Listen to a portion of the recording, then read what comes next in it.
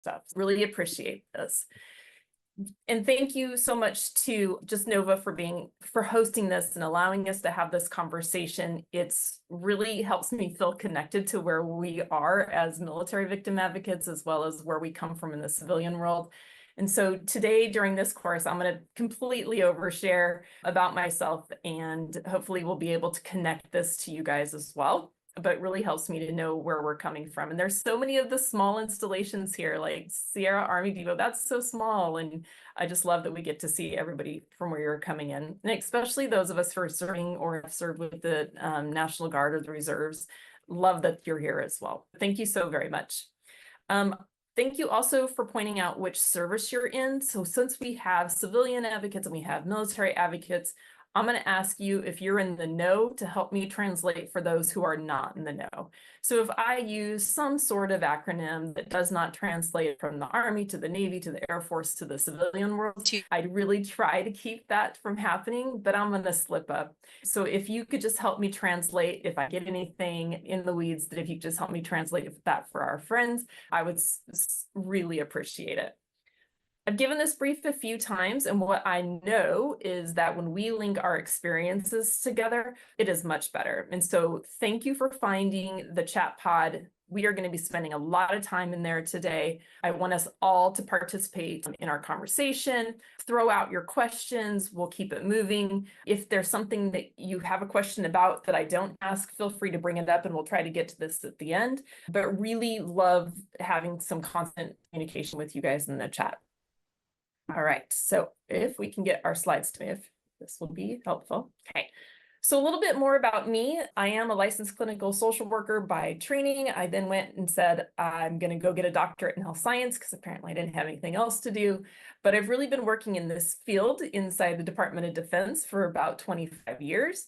And I've been a military spouse for those same 25 years. So lucky me.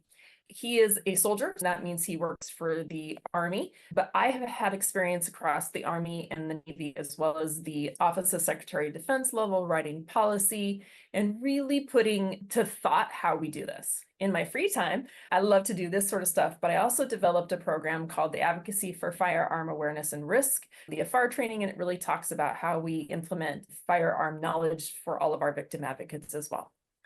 So here's the disclosures that my lawyers who keep me out of trouble say I need to put on here, is even though I have done this for a while, even though I'm doing this for Nova, all of my disclosures are here. The biggest one there is on the bottom, that I am not representing nor speaking on behalf of any government or Department of Defense agency during this presentation. Just so you know, I have taken leave for this and can prove that leave slip if anybody should ask. That is the business. Been doing this a minute, just like many of you, and so I'm super excited to get through this presentation with you guys today. Okay, so here's what I hope to learn. And these are really official, right? This is what we want to say. But what I really want to happen internally is that we get to have a conversation in which you leave having more knowledge and awareness about how we serve military connected clients, and really get deep into those risk factors that may be unique and where they impact safety and lethality as well. And this is probably true for some of our civilian survivors as well, but this is really about what we as military family members and service members go through to serve. Again, please be just as proactive as you can be in the chat. I know it's the end of the day, so please just stay connected there. If I talk about a specific topic and somebody in the chat has a local resource, please add this to the chat. I just loved how that was happening in the Kim's brief, and so please keep that going. It's important to me. So we're going to start with this really basic scenario, and it's really broad, right? It could be for any of us coming from a slew of different agencies, but I want you to apply your imagination to this situation. A client comes into your agency, and through the conversation, they eventually identify that they're new to your area because their partner serves in the service. So using this chat pod, I want you to just tell me what's your first thought? What do you think? Christine hitting the top one there, that they're alone. There's no family. They have no support network, that this is going to be a new experience for them. Christy, I love that you're like immediately on to the networks that are going to support them. Emily, I love that you say don't know that area as that well at all. That can sometimes be overseas. It could be a different state. It could be a different language, certainly a different culture, and that we have to learn those things. Sometimes that's been my biggest challenge as a military spouse moving around, is just getting people to understand, I don't know how we do this here. And so that can be really difficult for them. Granted, we all know that we're going to have to find out what they want, but our first thought about them as a client is, okay, they're going to need a little bit something more. Okay. This is what we're going to be talking about today, is just really finding out that little bit more. Okay. What are we doing here? So here's the next question. What do you think is going to be their biggest barrier that they face within your agency? And I'm curious about that being very specific. Remember, I asked you to use your connection to your agency about what's going to be their biggest barrier.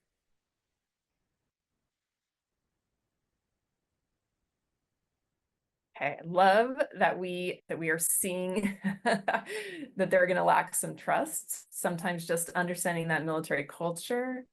Okay, that we and I have to ask you guys, this lack of resources or knowledge, is that your agency doesn't have knowledge in their lives, or that they won't have knowledge about your agency? I'm curious about that. That's a really good point about just who does what and where, especially in communities that are interconnected, where we maybe have multiple agencies overlapping. That could be true.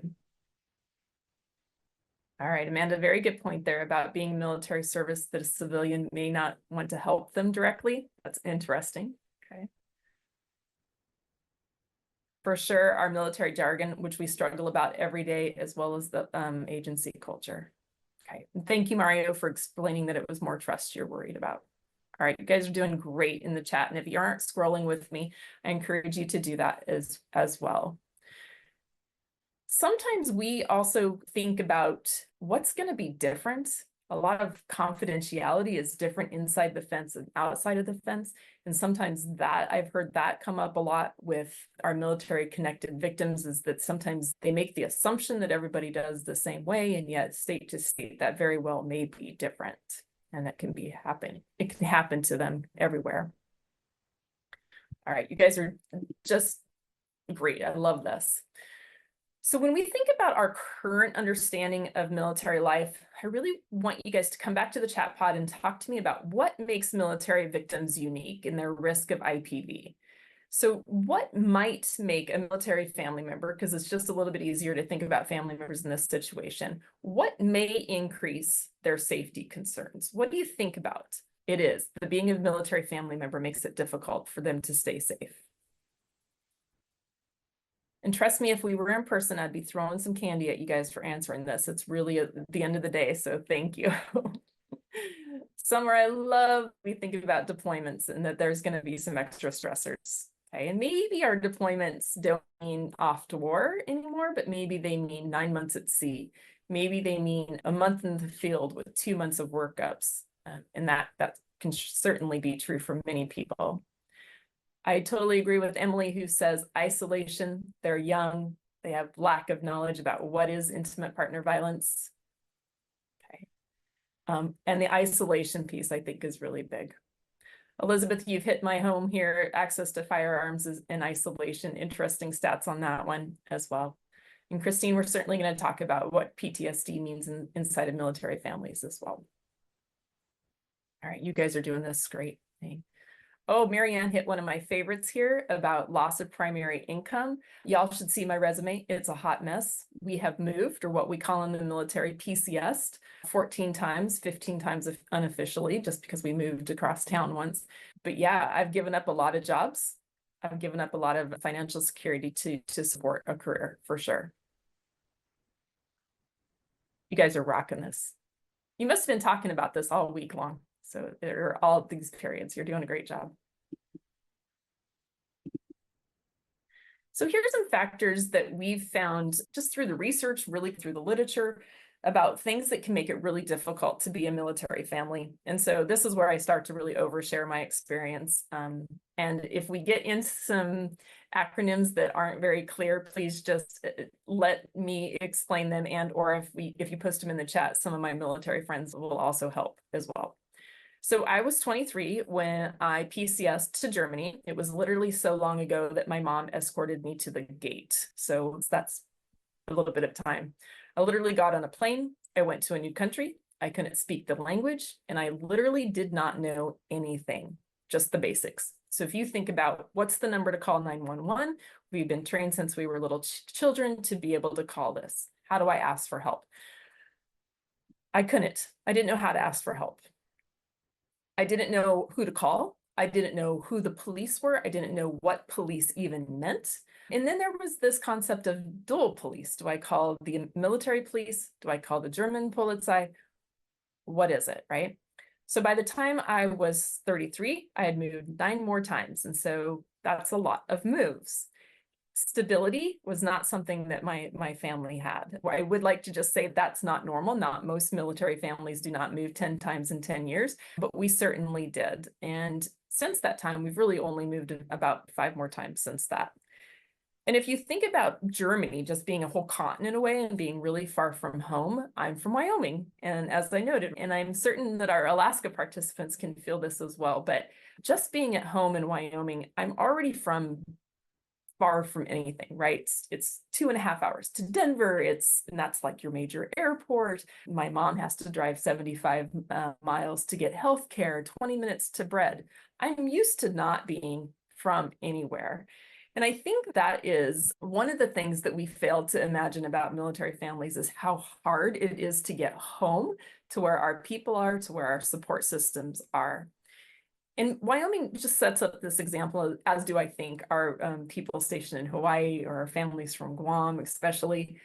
It's really hard just to get home. If I think about being in Rhode Island, it was about the same amount of time for me to get to the Denver airport from Rhode Island as it was from Germany. Okay. And so when we think about just time, but the second piece of this is money. And especially as we start adding children to our families who are not sitting on our laps for free, we're now a family of 5. To go home is a chunk of change. It's just very expensive. If I think about how do I have an emergency with no support, and we're not even talking IPV yet, but how do I have an emergency? And it will take people will say we have family readiness groups or FRGs. That's great. But I'm still asking a stranger who I've never met to take care of me. And many of us, that would be uncomfortable if you think about, I need a stranger to take care of my needs, okay? But even more, how do I not stay isolated? And now that we all have smartphones and we have access to social media and computers, maybe it's a little bit easier. But if we think about how do I stay connected to you if it's an 18-hour or a 12-hour time difference? If I think about being on the East Coast, just calling Hawaii, when do I call them? In the middle of the night when they're sleeping, during my dinner, how do I connect with them? And if I call on a weekend, if I make this a deal on weekends, when does it seem like I'm not interrupting something or I'm trying to sleep as well? I think about just setting up worldwide meetings where we're trying to meet with people in Guam and Japan and Europe at the same time. That's hard enough. Trying to be able to connect with people from a distance is just really difficult. Thankfully, social media, I think, has made that a little bit easier. And now we can text and call a little bit easier as well. But it wasn't so easy back in the day.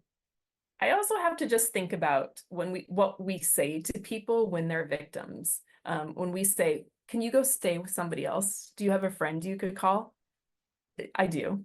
They live 3,000 miles away and it's the middle of the night there, but I do. And so when we think about the language we use with our military families that we use with our survivors who are perhaps from our community, we have to think about just how that might come across. Do you have any friends? No, I don't have any friends. I've moved 14 times in the last 25 years and I'm an introvert, right? It's very hard for me to make friends. I've relied on my people or just my intrinsic need to be taking care of myself and being really independent. And that can be really difficult and hard on people. So we have to think about the language that we use when we're speaking about our military friends. Do you have any friends? I don't know, that's really a sore subject, frankly, right? When we think about working, do I have any resources? If every time I have to get a new job, and maybe I don't get the best job, because that's what happened to me, and that's my experience, right? Is that I was always able to be employed. I just wasn't always to be able to be employed in a position that was the best for me. And that sometimes you just take the job that you can get because the money is important, or that's what you need for your sanity. Okay, that is something that you have to think. Even as a licensed provider, sometimes that was really difficult for me, mostly because I'd have to transfer my license if I wanted to work off the installation. And so how many state licenses of social work do you need? Apparently 5, just in my experience. So that can be really difficult to be able to create financial independence. And so if I think about how do I, as a victim, save enough money when I'm PCSing every other year, which PCSs, we think the military packs and moves you and it's not that expensive. It is expensive.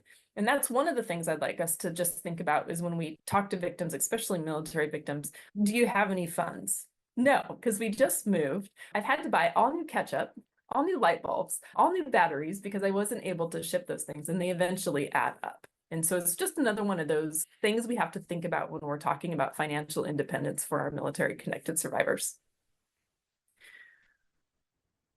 One of the factors that I'd really like us to also think about is that there's a fear of seeking help. And we have tried to change this and throughout the DoD, or the DoD has tried to change this for years, right? Thinking that there's not an impact to one's career.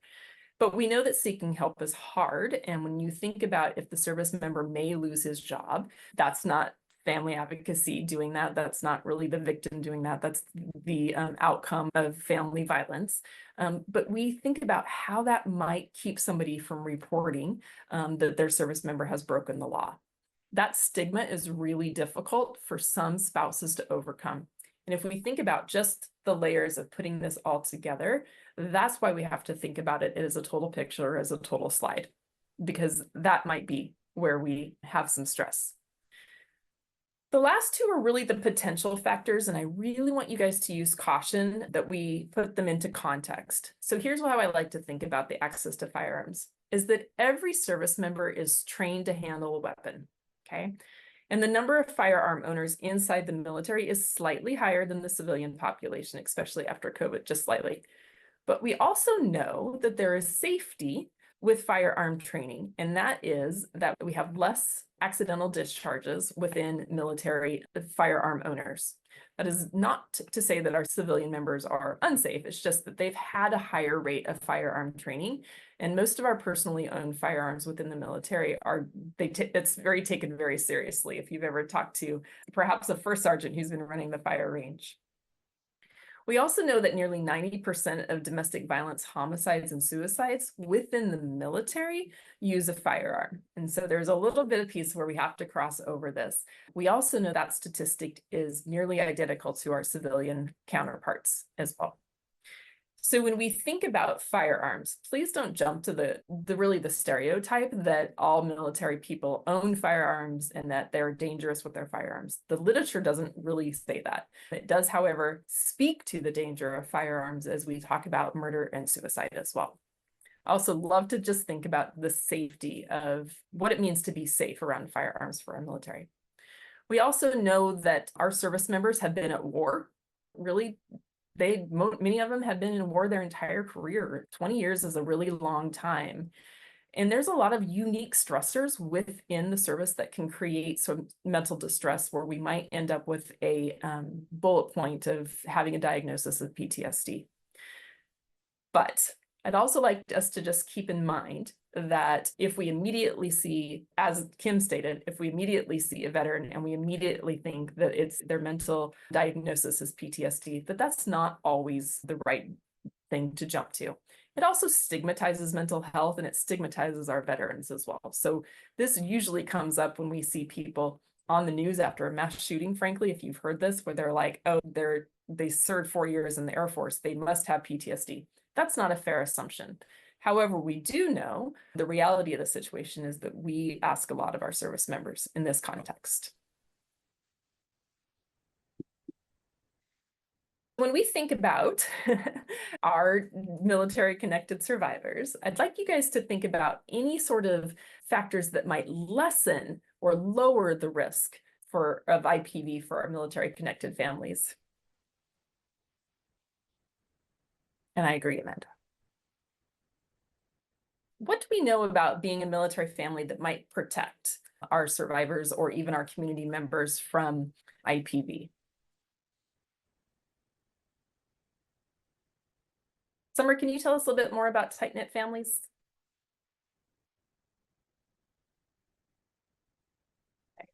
Ooh, Wendy, I love that point that we talk more about IPV, that it is something that everybody's trained in, that our commanders and our supervisors know about that.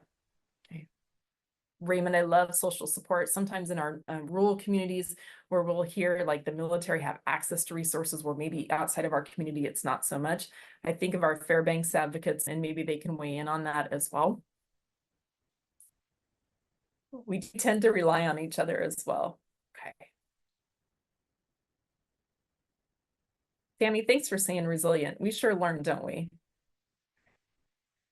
And Angel, just that we've been trained, right? We understand that there is some level of bystander intervention that's necessary and that everybody tends to be on the same page.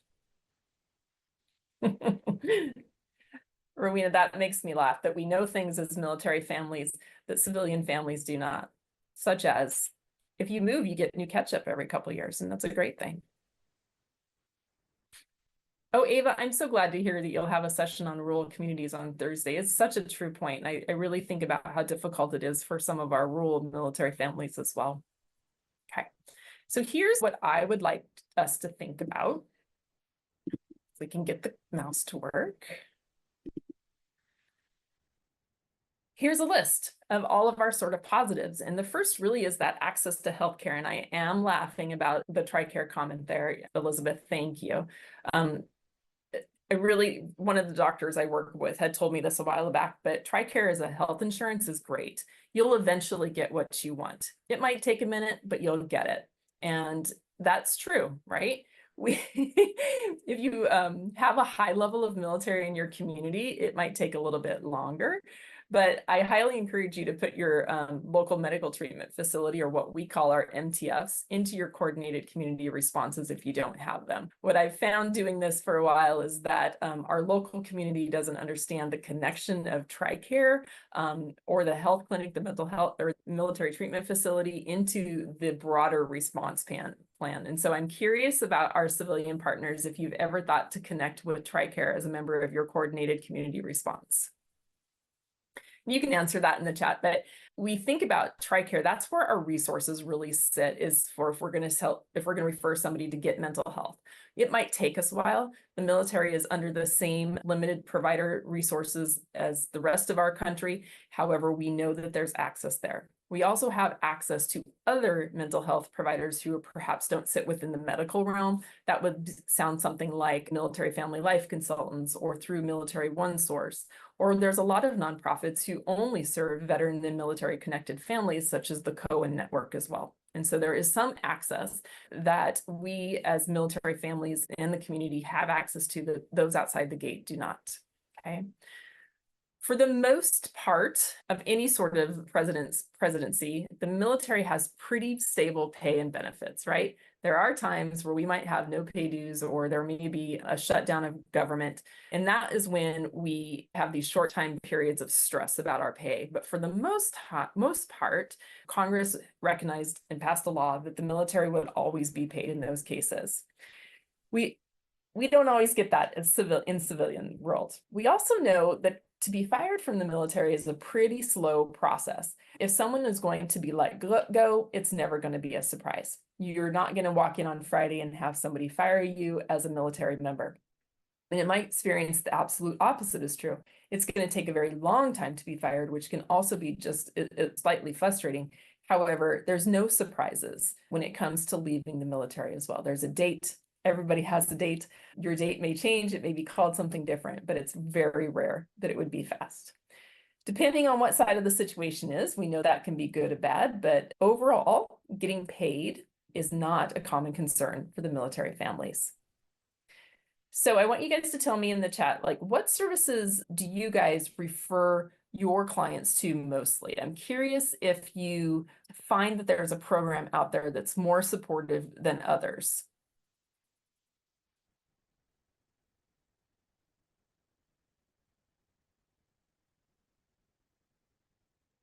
So are there any services that you know about that the military can use to support our victims and their families?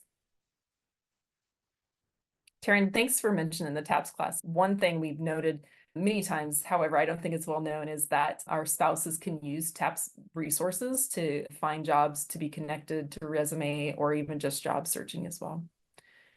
Lana, can you please spell out NAMI just so that everybody has that as well? If you're going to use especially service specific acronyms, just please go ahead and spell those out. Summer, love me some FAP, our chaplains, and obviously our mental health as well. I don't know SAM, so if you want to spell that one out, that would be great as well. All right, so it looks like our chaplain is coming up a lot. And if you think about every community has churches, every community has a church somewhere, but not everybody knows that they can use which church. That's a little bit different on the military installation, and that's why it's one of my favorite resources on the installation is that the chaplain serves everybody. And you don't have to worry about finding the Catholic priest or the Jewish rabbi. Literally, the chaplain is the chaplain, and that can be a really good use of services for everybody. For our civilian connected providers, I often think about just how the chaplain can be the first step. Usually they're very well informed. I do encourage you to go to the family advocacy program, and I'll show you some links at the end of this, but it's really one of the best. Okay, so thank you. I really like to see how many of you refer back to the programs like the counseling, and I saw some of the Cohen clinics there, the parenting classes, which would be the like new parent support. Those classes are great. Even have financial readiness classes. So if somebody's having difficulty budgeting, like where do you go? If you didn't get this in high school, how do you know where to pay your taxes? We have a tax clinic, and it's usually through JAG. We know that sometimes our families, they have issues, they have concerns. It's not quite violence yet. And so if we think about prevention, how do we get prevention access and resources to our families before they become a domestic violence situation or a domestic abusive situation, as we call it in the military? Usually for every installation, there is a resource called something like Army Community Service or Fleet and Family Service or the Military and Family Resource Center, okay? These are the hub of where resources and all of these resources tend to sit. If you work for one of these programs, such as the Army Community Service or ACS or the Airmen and Family Readiness Center is what it used to be called, perhaps that name seems familiar to you. This is your one-stop shop for a phone call. I need connected, and that's where you get connected as well. One thing that we noticed in some of the communities that are very multiculturally, we call them purple communities, is usually that there's like this belief that as an Army spouse, I only have to go to Army resources. That is not true. As an ID card holder, I can use any resources on any installation for the most part. There are a few very specific issues, but for the most part, it does not matter what installation is closest to you. And that's why I asked you which installation you're closest to. For example, Angel is closest to F.E. Warren Air Force Base. But if I, as an Army spouse, go there, she could tell me, hey, the nearest Army base is in Colorado Springs, and she'd be correct. But my nearest access to resources is in Cheyenne, which is just over the hill, and it's an Air Force base. This is really something that not a lot of people know, and not a lot of our civilians know, is that I don't have to follow the branch of service when I am the family member. There are some services that are very specific for our service members or those in uniform. But if they are near an installation and they're working there, they can use those services wherever they are as well. When we think about some services, they can get a little bit complicated, especially near joint bases. And I'll use our Alaskan friends as an example here. But if you have a sexual assault victim, you might want them to go to the service of their choosing. But you don't need to know that. Let the military fix that for you. Let them sort that out and get the person to the resources that are military connected versus you needing to worry about sending them to the right service. There are some installations that sit in the middle of a lot of wealth. I think about the Norfolk area, the Hampton Roads area, where there's a gazillion installations. And we think about, I as a victim have to go to the Army installation, which may be 30, 40 miles away from me. I don't have to do that. That can be really beneficial to know that you can go to the JAG that's closest to you. And I bring that up because sometimes it's really hard to find services where you work or your spouse works, where you feel comfortable to go to. But if you live in a community that has multiple resources, use the one that's closest to you. Use the one where you feel the safest as well. If you cannot find anybody who helps you and you're trying to connect, especially if you're trying to build your CCR, there's a couple of words that I encourage you to know, and that's like the Emergency Operations Center. That's a Navy word, right? So EOC, you put it into your favorite search engine, my installation name, my Emergency Operations Center, and you're going to go ahead and find that connection to the installation as well. You can also do, and I'm going to skip that. I'm going to show you at the end another way to find them because it's really great. The next thing that I think is really protective for our families is that the military commanders have that ability to take action, okay? Now, judicial action, this is always up in the air, and we have a new law for sexual assault. That might not be quite true, but when we think about non-judicial punishments, so holding somebody accountable, we have commanders who are doing that. So if you think about our civilian victims who perhaps their spouse they work for AT&T, they might not have somebody within that spouse's chain of command or that work environment to really fix them or help them or make the situation better. And so I think that this is a protective factor that our families can use to stay safe. Okay. So tell me about your current risk assessments. If you use a specific risk assessment and it's by name, go ahead and throw that into the chat. But when we think about conducting risk assessments on a military installation, they're obviously very similar as what you do. But if you use one that's specific, let me know. But when we meet with a client on an installation, we really have to recognize what's unique to their situation, regardless of their military connection. And that can really be difficult for some. But these assessments are often more than just a conversation. It's more than that. It's a way to really understand the client's risk and work towards developing that safety plan. And sometimes that has to happen over and over again. And we think about military connected survivors working a safety plan at multiple installations. Just let that sit in your head, right? One safety plan, multiple installations over multiple years or space. You have to think about how we have that shared language can help our victims understand what resources are available. When I think about doing risk assessments, I also want to think about what's going on in their situation. And that's why understanding the military culture, having a military cultural competency is really important. We know that risk assessments really help us advocate to communicate to other professionals in our coordinated community response. I think it is my judgment that the coordinated community response is so important to all of our survivors, and I don't think that it gets enough attention. But if we know that we've created a network in which our survivors can thrive, then we've at least moved that forward. So tell me, how do you guys feel about risk assessments? Do you feel that they're imperative? Do you think that they're a check the block? Do you think that they're just a requirement that your agency threw up for fun? Tell me how you think about that.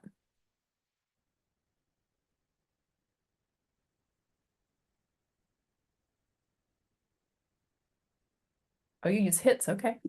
Great.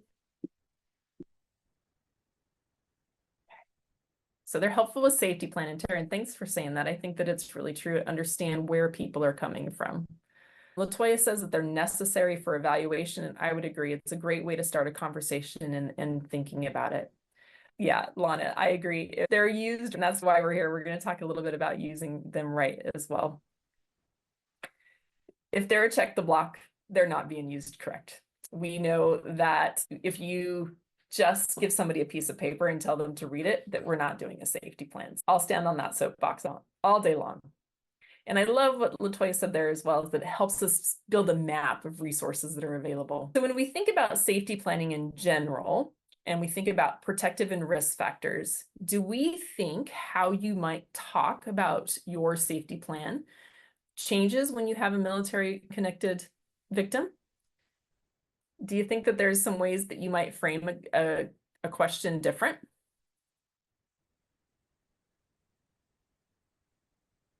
Wendy says, yeah, you can throw your Y's and your N's in the chat pod. I think language is really important. And I think that the biggest one that I can just throw out there is really, don't you have any friends or family? No, I don't. So really wanted to talk about this a little bit more, in that sometimes we have victims and clients who are really have difficult answering the questions on the form. And we can talk about best practices all day long, but when we think about the assessment, we got to make sure that we're using the right language.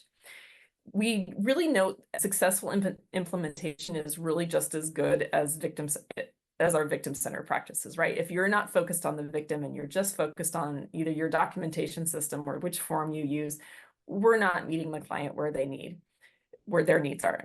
So we need to know that we have the time required to talk about a difficult situation. And really, we have to be upfront with any of our limits of confidentiality. And I know that you guys are going to be talking about that during either this week or next week. But when we think about how we can talk to our clients, what we can hold in confidence, that's really something that they should be told as well. We have to think about what we train as in the military is probably different than what happens in the civilian sector. And so I encourage everybody to understand what it is that in your area is said to our military connected victims. This is different, just a little bit different based on branch of service and type of victim as well. So I really encourage you to have that clear path of communication. The other thing is knowing when your victim needs a break. The number of victim advocates I've supervised who just are like, I'm going to get this done. Sometimes it's overwhelming. We need to be able to say, let's break this into pieces. We can come back. Let's fix the stuff that's busy at the top.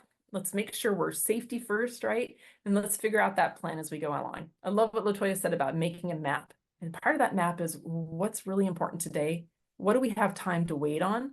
If we think about a deployment, somebody's going on a deployment, I might not need to talk about physical safety right up front, but I might need to talk about financial safety. I might need to talk about how do I make sure my electronics are secure and how I'm being safe in my own place. Okay. Amanda, such a good point. I would like to say that I am the world's worst Army spouse. When somebody asks me what my husband does, I just know he's a soldier. Okay, that doesn't necessarily play well within the military. And so if you think about, does my spouse know how to speak this military jargon as well? They might not. Okay, so always just try to think about what it is they need as military spouse as far as resources, but recognize that not everybody is as connected as we think they might be. We also know that our assessments should not be interrogations. And if you've ever watched somebody do the checklist, especially the lap where they're just like checking it down, that's not how we do it, okay?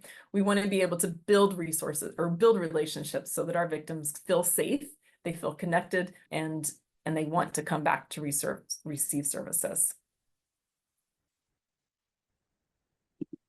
All right, let's see if I can get this to click. I'm sorry, my clicker's not working. So we're going to talk about some really common factors, and just for the next part, I think we have a little bit of time to do this. And so I want to just hit on some things that are really important that you guys need to think about as lethality. Strangulation is something that I just do not think we talk enough about. And we know that when somebody experiences being strangled, that they're at an increased rate to be killed. It takes about 6.2 seconds to render someone unconscious. And sometimes we think about how easy would that be to do and how hard that is to do as well. I would also like to know that I'm using the word strangulation and not choking. This is important to me, but I encourage you not to be rigid when you're talking to your clients. I've seen some victim advocates sit down and say, they told me they were choked. They weren't choked, they were strangled. You know what? The client's view on this and that language is important to be able to use their language. If you are trying to build rapport and you correct somebody with the right language, you might not be heard, okay? When we think about our rigidity to the word strangulation, although it's correct, you got to think about how that might be limiting to your clients. If you tell me that you're a victim advocate and you use choke, though, I'll probably correct you. So I really want to think about the word choked in this context of a military client. So we have something that's called a chokehold. Have y'all heard of that? Oh, Amanda's jumping ahead here. She's all giving you guys the answer in the chat there. Right. So the chokehold, we think about this being as part of our combatives training. Oh, you're fine. We think about, are they taught this? Yeah, they are. They're taught how to do this. And so when we have a military victim who comes in and says, it wasn't that big of a deal. They just put me into a chokehold. Okay. Most of them have been, all of them have been trained on the danger of this as well. And it's probably something to just consider is that the word strangulation, choke, and chokehold may be something that we have to clarify for our military connected victims. Since combative training started in the Army in the late 90s, I think it was late 90s, they've all been taught how to do the chokehold. There's one training handout I've seen where they learned the rear naked chokehold. There's a cross collar choke and the sleeve choke as well. The goal of all of them is submission. And so when we think about our victims who come in and talk about choke or chokehold, the goal is submission. And so we have to think through that term for our victims to say, what do you think the goal of that action was? Where is it that we can minimize the threat of maybe we were just joking around? Maybe they are wanting to just play. Okay, this is serious and you knew it was a combatives technique, okay? So if you ever hear the words chokehold or any of those other terms, I really want you guys to dig a little bit deeper and think about how that might actually be strangulation. The resources on the screen are probably eye charts for you guys. Did send them ahead to be downloaded, but I've also included the link where you can find them. The strangulation handout was just updated in April as well, so it's really up to date with current strangulation statistics as well. So feel free to go pull those down if you'd like. The next one that I'd like to talk about that's really important to me is stalking. Over the years, the amount of physical stalking I've seen has really declined, but the amount of cyber stalking, outstanding, right? Just off the charts for me. And I find cyber stalking is extremely easy to do. So some military awareness for all of you. All of our service members and our civilian employees are taught about personal security and operational security. And we know these two words as PERSEC and OPSEC. And they essentially mean the same thing. We're not going to get into too many details about this, but it means don't advertise your personal information, such as your whereabouts or information about your unit's operational status or why it may be risky to the mission. So if someone's Facebook or Instagram page or any of their social media pages are completely wide open, you know, you have a big wide open profile, we would say that you have bad PERSEC, right?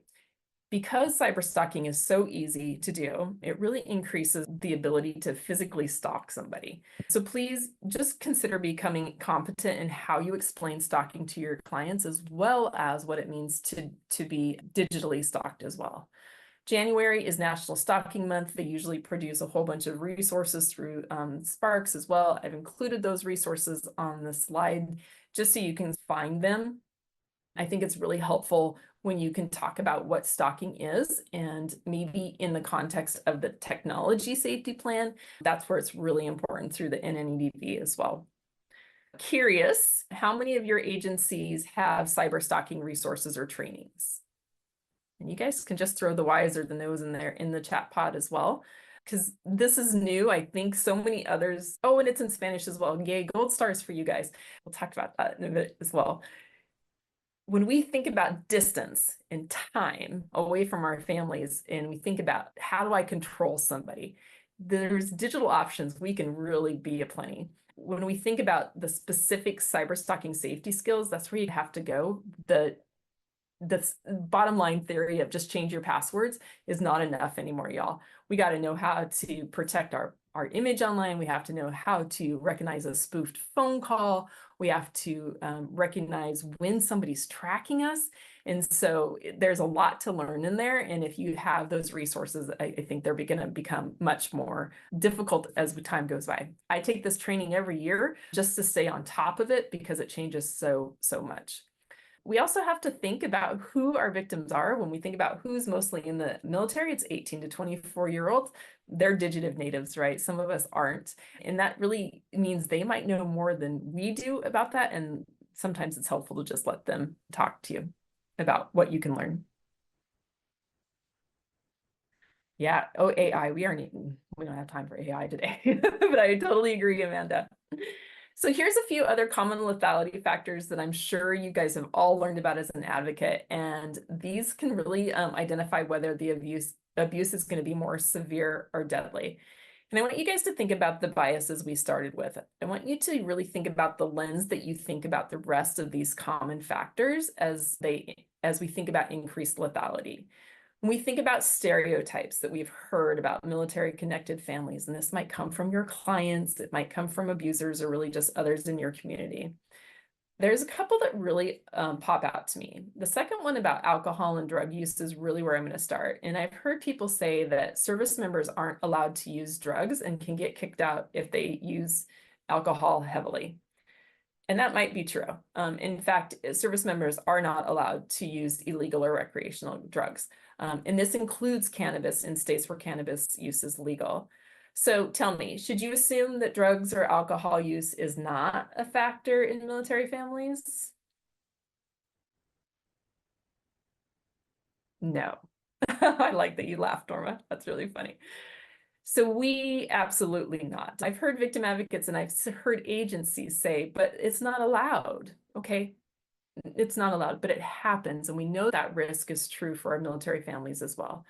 Unfortunately, if you just Google that, you'll be able to link to so many cases. The third bullet point is an area that I'd also like you to challenge and question any stereotypes there. This is the firearms one. We know that government weapons are restricted and under tight protocols. In fact, the number of suicides and or homicides that we have, or murder suicides that we have with a military weapon is very rare.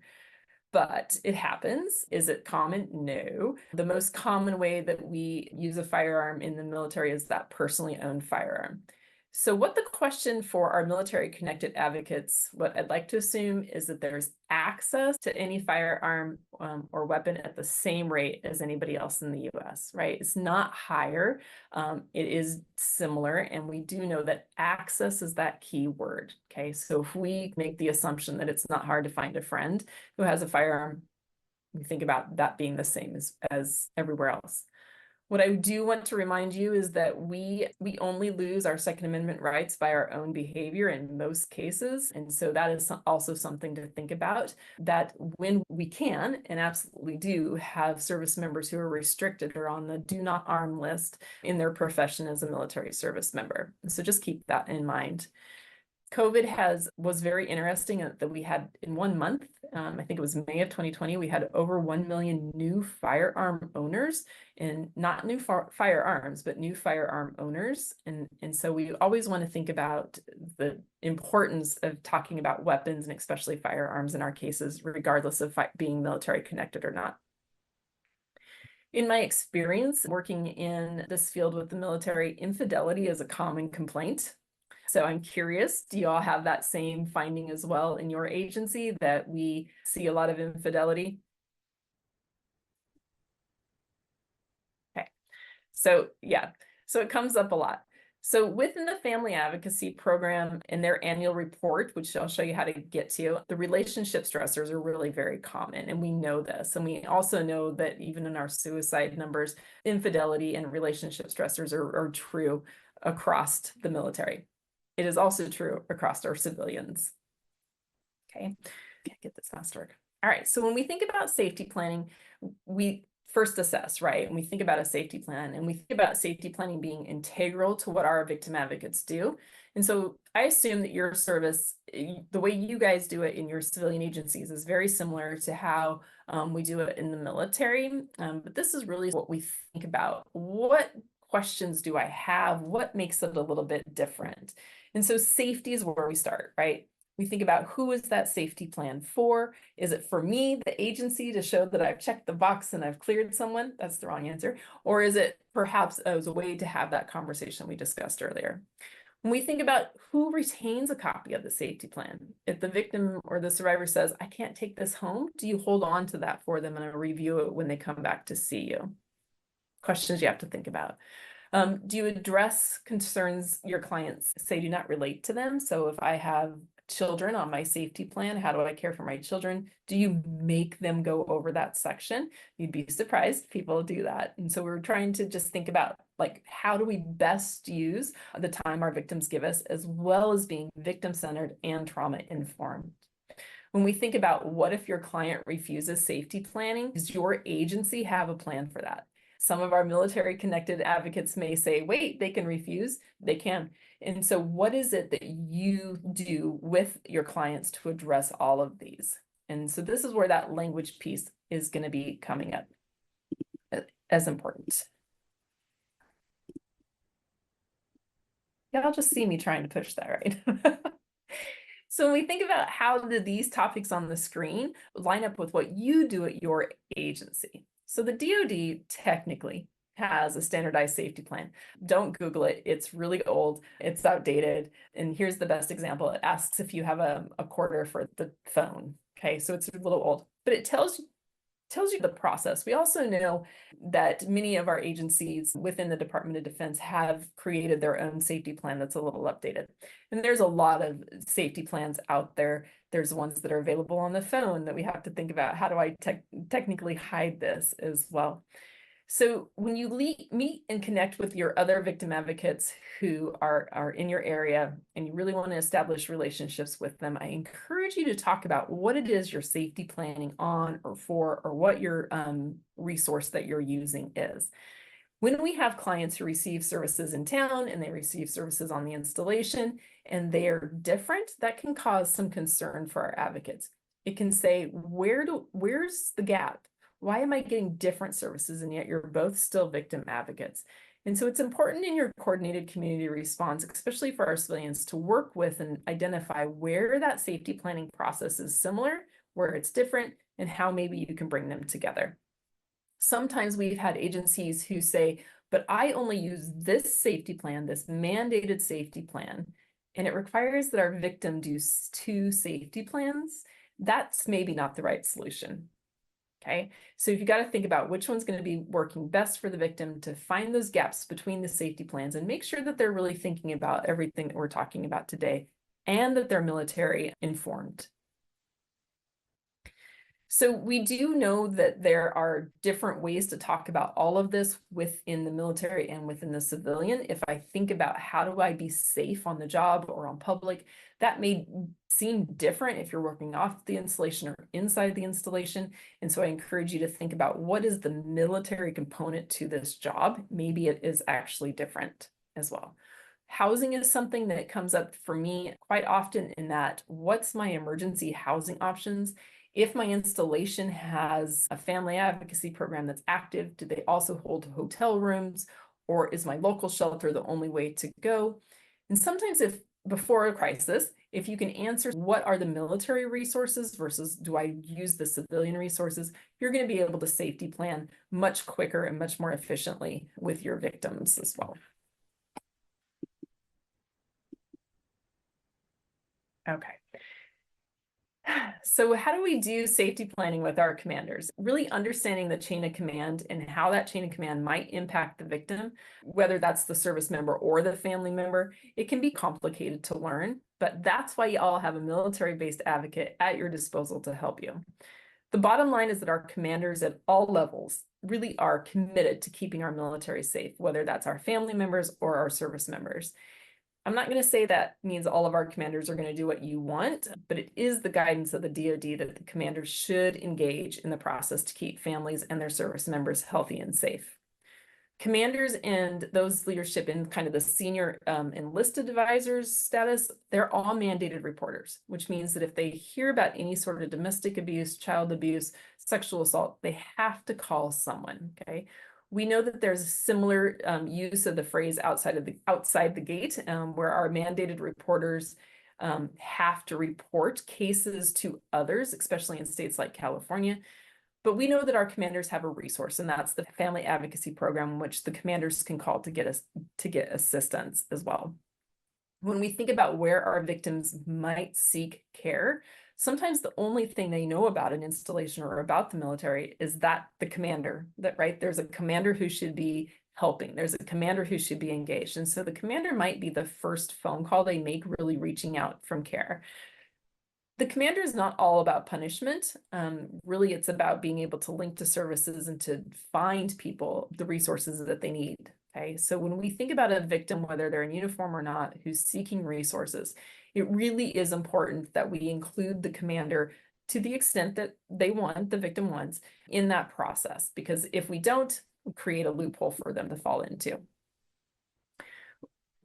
Just to continue, when we think about safe lodging or housing, it is possible that a command can remove a service member from their house, right? It's not always easy. It's not always possible. It's not always as straightforward for every installation or unit. Think about a ship, and it's not really the same in each service. So this is a question you need to ask your military connected family advocacy program advocates to say, what is it we do with our family members? What normally happens? Do our family members have to leave home if there are victims? What about if our service member is the victim and we try to remove a civilian from housing? What are those rules? What is different inside the gate where we're living in military housing versus outside the gate when perhaps it's a rental house that the military does not have any oversight to? When we think about where do they go, please, I encourage you to change your language on, do you have any friends? Do you have any family? To think about just what are some housing options we can think about together. Because I can't go to my mom's, right? I can't go home. I can't go stay with my sister. They're just not close, okay? There is this notion that there is always a bed for a service member to sleep in the barracks, and that's not always true. In fact, it's not even true really for even all of our service members, okay? We have to think before a crisis about where can we seek services for our family members or our service members. The tip at the very bottom is probably the most important for me in these couple of slides, is that we have to know that, or really hit the point that your agency's protocols are not overridden by somebody's military connectivity. So if you feel that there's a risk to the client is extreme, for example, if I use like a pregnant woman or increasing levels of violence, threatening with firearms, that sort of stuff, the family advocacy is really the commander's tool and can help connect the commanders to really think about how the situation is becoming more dangerous and that safety is really a concern. And so think about the two connections you got to make: the family advocacy program, the family advocacy victim advocates. And if you have those survivors, that we think about how do we connect the commander if the victim wants to as well. All right, so protective orders, you guys will be talking about these. Keep in mind that we have an extra issue within the military called the military protective order. This can be issued against the service member, and it's similar to the way the CPOs are used or the civilian protective orders. However, it's not uncommon that you could have an MPO and a CPO at the same time. And so every service has its own approach to MPOs, and really you just have to think about, when you have those coordinated community response meetings, that you're talking about how do MPOs impact CPOs and vice versa. Some commanders have it in their heads that they can only issue a CPO, or I'm sorry, they can only issue an MPO if there's a CPO. That is not true. And so, you have to help your victims understand the difference between the military protective order and that civilian protective order as well. Amanda, you're absolutely correct in that MPOs cannot be enforced outside the gate. It's not theirs. And so that's why when we find a gap between the military protective order and the CPO, you got to help get those closed. Okay. And I'm so excited to see that so many people are saying that there's two, like you asked your clients to get both. That's really great. Jess has a question that says, can civilian protective orders to remove the abuser from military housing? Depends. Okay. Usually it depends on whether the service member is the victim or the civilian partner is the victim. It also depends if they're dual military families. That's lots of group of family members we haven't really addressed yet, but it just depends. Sometimes that is that the court will decide who has to leave the home. And that's one way that we think about solving that issue. Yeah, Mario, we'll answer that if we have a little bit of time about MPOs on the ship as well. But yeah. think about safety planning as something that is an ongoing conversation, especially when we think about the military. When we think about going back a couple slides and we talk about how often military family members move, that's where I really think, what if we know our clients are going to be moving soon? Oh my goodness, we got to figure out a whole new plan. Where does my stuff go? What do I do about money? How do I link to services at our next duty station? What if we have a new incident that really raises the suicidal ideation as well? When we talk about safety planning, it's an ongoing process. The military families are used to moving. They know there's a change coming. There's a sense of limbo at all times. What do we do to help them with that in the safety plan? So if I think about a safety plan for today, I have to think about military families that might change. For sure, it's going to change about access in the home. Okay, if we have a service member who's going to be going to the field or out on a deployment or even an underway in the Navy, then what does that do for the safety plan, especially when the the offender returns home if they're the service member? That might be different as well. Got to think about all that. Okay. I'm really struggling with this mouse today. So here's a couple of resources or a resource list I want you guys to talk or to have. If you just want to grab a picture of it, but the slides are also available for download, I want to point out a couple of really important tools that I use all the time. Underneath Military One Source, this is where you can find access. You can find any family advocacy center, any military connected resource that you want really lives within a couple of these links. You can find your victim advocate or your DAVA, as we like to call them in the Army and the Air Force, or your family, or your FAP victim advocate for the other services. You can find them on that bottom link. Super proud of this link. We worked really hard to get this into Military One Source, and so I encourage you to use that if you ever need to get them. So remember I said TRICARE is a resource that we don't often talk about. Here it is as well. You can help your clients find resources. If you have a military member who is the victim, sometimes that can be really difficult to understand. They have to have a referral first. So how do I do that? How do I advocate within the MTF and the TRICARE? It's all here for you. A couple of things from the family advocacy program is that you can connect with them. You can find any family advocacy program in the world using that second link, and you can find more about that program there as well. One thing I want to make really clear is that the Family Advocacy Committee has been in policy for years. And what this means is it's a coordinated community response that sits in the installation. If you do not have connections to your Family Advocacy Committee, or you'd like to just go share what your civilian resource is, I encourage you to find your FAP office, link to, and ask them specifically to be a part of their Family Advocacy Committee. Okay. So here's our risk assessment and safety planning, just chat here. You guys are familiar with this family where we have service member Jones and his wife Jennifer, and there are a couple of kids, okay? Same situation as you guys have talked about before with the family piece. When your advocate, or I'm sorry, Jennifer has contacted her military advocates for support, guidance, and general information about their reporting options, but they have not discussed or disclosed to the advocate any details regarding service member Jones's behavior. Weeks after their initial consultation with the military victim advocate, Jennifer arrives at the advocate's office and appears distraught. They confirm that there has been physical domestic violence and sexual violence within their relationship with service member Jones. Jennifer also tells the military victim advocate that the service member has frequently mentioned things that Jennifer only said in private conversations with friends and family, and they feel like service member Jones is listening in on them without their consent. I say that's like Facebook.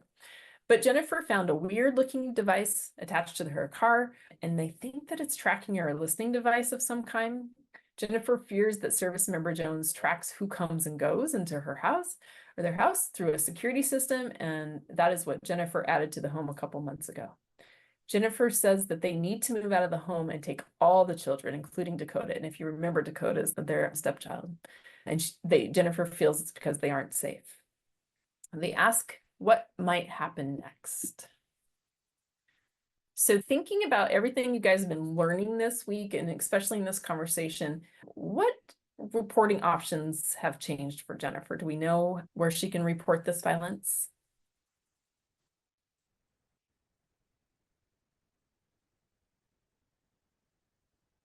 Any thoughts about if she can do a unrestricted or restricted report.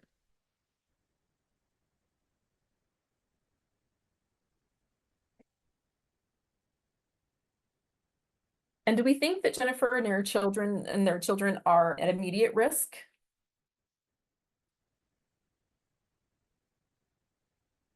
Yeah. Okay. I agree. And let me know if you need me to come back to the other slide. When we think about Jennifer's reporting options, right, we know that she's at risk. And does that impact her, and maybe even the question is, how does that impact her reporting options? Looks like somebody has said that they would like that to be unrestricted. So when I think about the stalking, that kind of concerns me, and I'm sure we could tell stories all day long just about how people use technology to stalk, and that's concerning as well. How about civilian? Is there anything on the civilian side that we should be thinking about for Jennifer? Maybe how does that impact any reporting options on the outside?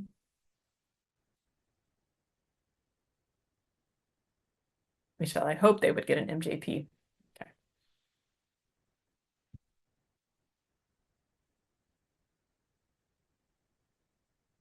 All right, Norma, that's interesting that the civilian may have mandated reporting. Okay, that is true in some states for sure.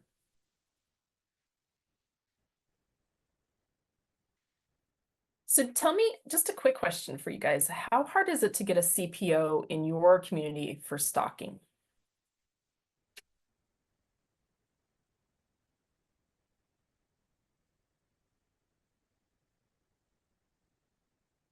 Easy in Arizona? Oh, that's great to hear for the initial. Okay. Yep, Chrissy, I'm asking like really specific to your area. Pretty hard for some. Okay.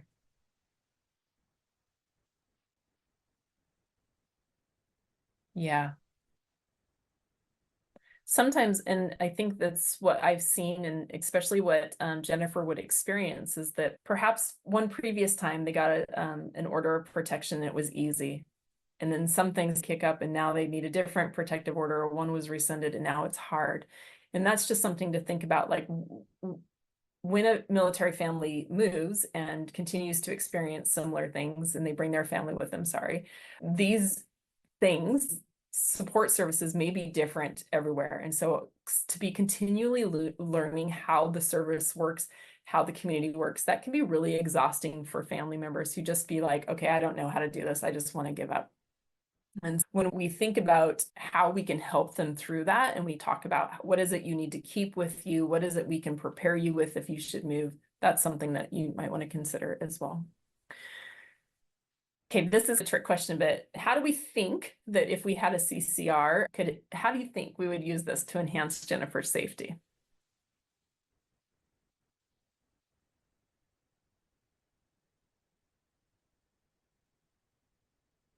Do you think if we worked together, we would be able to help Jennifer more?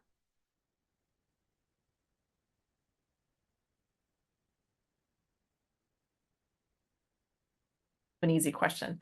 But this coordination doesn't happen in every community. In some communities I've seen where there's even a fight about how we reserve or we resource or we access our clients. And so I encourage you that if you have not connected with your outside advocates, if you're inside, or vice versa, if you're our civilian advocates, that you just consider how do we connect to that military family as well. And so I would encourage you to download the slides, connect, follow the links on Military OneSource to find your local family advocacy committee, to find your family advocacy program, to find your advocates, and just sit down, have a meeting, either off post or on post, and invite each other to your forums as well. Because we are almost done, I'm just going to push through our slides. If you'd like to reach out to me or join me on LinkedIn, I'm rarely on LinkedIn, y'all. I can't get a hold of this one, but I'm on there like once a week. But if you reach out to me, I would love to learn. So many people, so many advocates share such great things on LinkedIn. So I'm so thankful when people want to connect with me on there, because it helps me stay connected.